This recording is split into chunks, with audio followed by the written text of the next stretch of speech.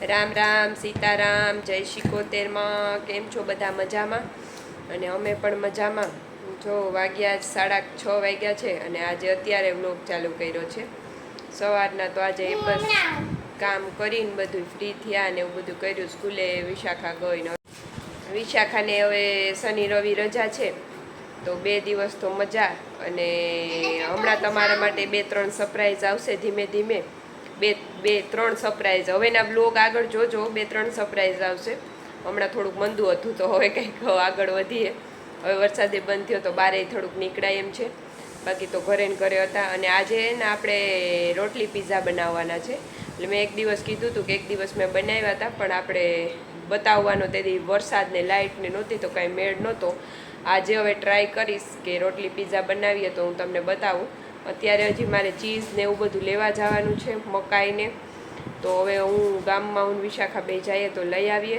અને પછી આવી ને આગળ વ્લોગમાં મળીએ પછી આપણે રોટલી પીઝા આજે હું તમને રોટલી પીઝા બતાવું લાઈવ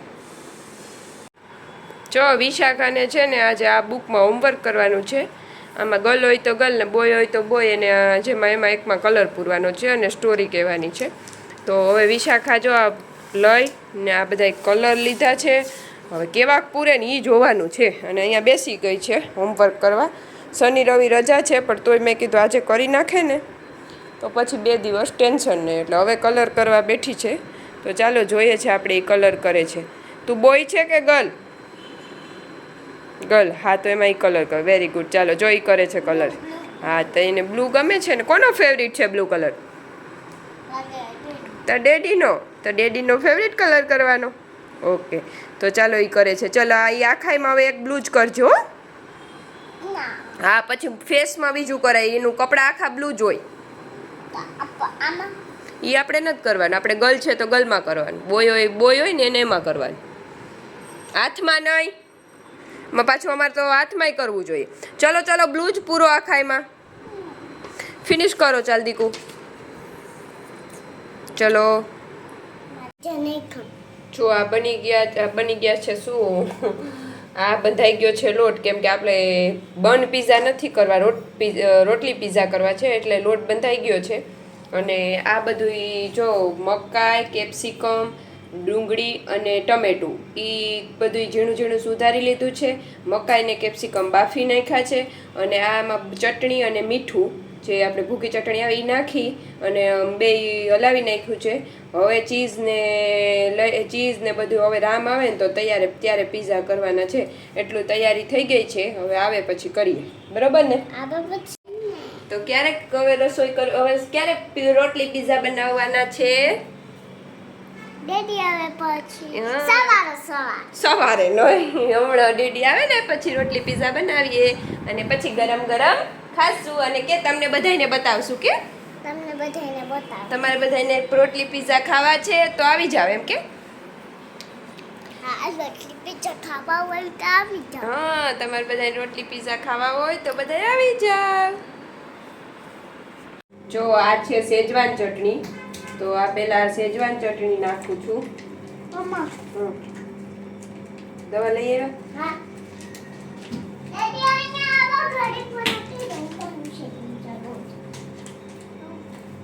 રમવાનું નથી અહીંયા પીઝા બનાવવાના છે પછી આ છે સોસ હવે એમાં નાખું છું સોસ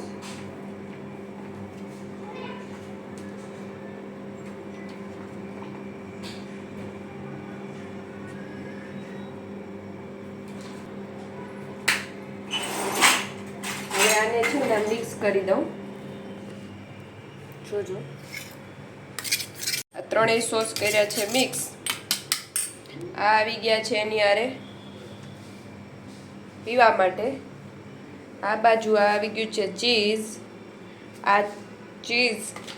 આ સેજવાન ચટણી આ છે મોઝરેલા ચીઝ એ આગળનું પડ્યું હતું એટલે એ કામ આવી ગયું છે આ બટર અને આમાં આવી ગઈ છે રોટલી અને આ રામ કંઈક આજે નવું લઈ આવ્યા છે કંઈક ટ્રાય કરવા અને આ રોટલી બની ગઈ છે હવે આપણે બનાવવાના છે રોટલી પીઝા તો આ છે તૈયાર હવે હું એક વસ્તુ કરતી જાઉં ચાલુ કર્યો છે ગેસ હવે એમાં નાખું છું બટર હવે નાખી દઉં છું રોટલી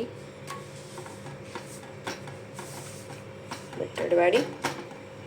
એના ઉપર આ સોસ પાથરું છું.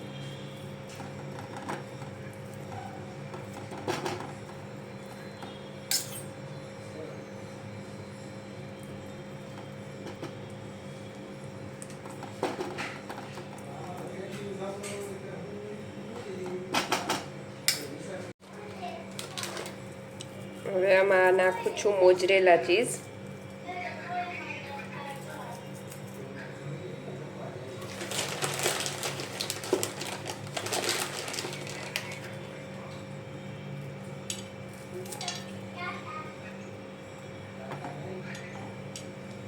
જાક ફ્રીજનું છે ને એટલે કડક છે.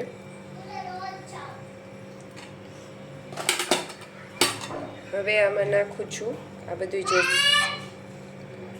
સલાડ કાપ્યું હતું ને એ બધી વાત કરે છે. પણ મારે જો થોડુંક એક હાથે બનાવું છું ને એક હાથે વિડીયો ઉતારું છું એટલે થોડુંક આડાઅવડું થશે, એના માટે સોરી. હવે આમાં નાખવાનું છે ચીઝ. જો અહીંયા મેં ખમણી લીધું છે ચીઝ. રામને ચીઝ બહુ ભાવે એટલે ચીઝ વધારે નાખું છું.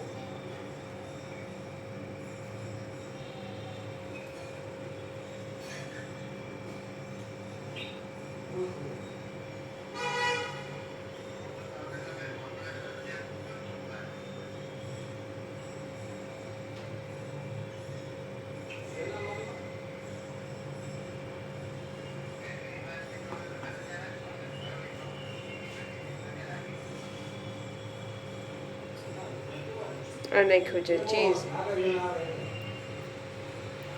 હવે બંધ કરી દઉં. હવે એને ઢાંકી દઉં એટલે હમણાં પાછું જોઈએ આપણે આગળ. એક એવું થાય છે કે પીઝા કરીએ ને એટલે આખા સ્ટેન્ડ ઉપર બધું ફેલાઈ જાય. ક્યાંથી ક્યાં કઈ વસ્તુ ગોતવી ને એ આપણે કંઈ ખબર જ ન પડે. ને આ માઝા લઈ આવ્યા છે પીવા. ખરેખર રોજ ન પીવાય પણ પીઝા અરે છાશ કે કોલ્ડ ડ્રિંક્સ સિવાય મજા ન આવે પીઝા. એમ ન થાય કે પીઝા ખાધા એટલે આ રામ લઈ આવ્યા છે. અને હવે એક પીઝો મૂકી દીધો છે અને બીજો બનાવી રાખવું એટલે એ થઈ જાય એટલે બીજો સીધો મૂકી દઉં. હમણાં બની જાય એટલે તમને બતાવું. અને હાલો બધા પીઝા ખાવા. તો જુઓ યમી યમી પીઝા થઈ ગયો તૈયાર. હવે એમાં ઉપર કાંઈ નાખવું હોય તો નાખી અને ખાવા માંડવાનું. સોસ નાખવું, અમુક સોસ નાખે છે, અમે તો કાંઈ નાખતા જ નથી, અમને કાંઈ ભાવતું જ નથી. પણ યમી યમી પીઝા થઈ ગયો છે ખાવા તૈયાર. અને કોઈને મન થતું હોય ખાવા તો આવી જાજો, હું બનાવીને ખવડાવીશ. જે મારા વિડીયો જોતા હોય એને ગમે એને મન થાય એ કહેજો. તો ચાલો રામને બેસાડી વિશાખા બે બેસી જાય. હાલો બેસી જાઓ. જો અહીંયા વિશાખા પીઝા ખાવા બેસી ગઈ. કેવા બનાવીશું? રામ ચાખે તો ખબર પડે કેવા બનાવી.